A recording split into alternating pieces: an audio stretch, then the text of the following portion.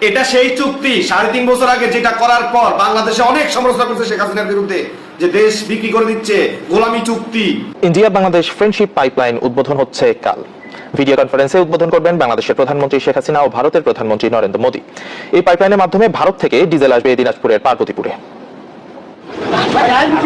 ভারত থেকে আসা তেল সংরক্ষণের জন্য প্রস্তুত দিনাজপুরের পার্বতীপুরের ডিপো।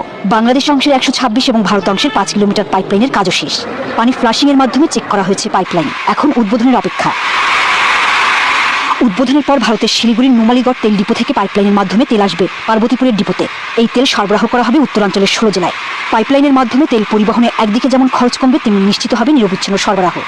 অনেক সময় তেল আসতে ওয়াগিনে অনেক দেরি হইতো, এখন দেখা যাচ্ছে যে পাইপলাইনে যদি তেলটা আসে তাহলে গাড়িটা লোড হতে খুব সহজ হবে। তেল বাইরে থেকে নিয়ে আসি, আমাদের খরচও বেশি পড়তো, যাতায়াতের ব্যাপার আছে, রাস্তাঘাটের ব্যাপার আছে, তা পাইপলাইন হতে আমাদের অনেক সুবিধা হয়েছে। তা এখন বলবা না দিল্লি না ঢাকা, আসলে দিল্লি তোদের আব্বা। তো এতদিন শেখ হাসিনার বিরুদ্ধে এত সমালোচনা করে এখন শেখ হাসিনার করা চুক্তিতেই বাংলাদেশের জ্বালানির চাহিদা মিটাচ্ছ।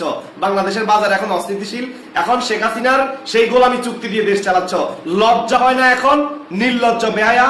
তো এখন স্লোগান দে, দিল্লি না ঢাকা, দিল্লি তোদের আব্বা।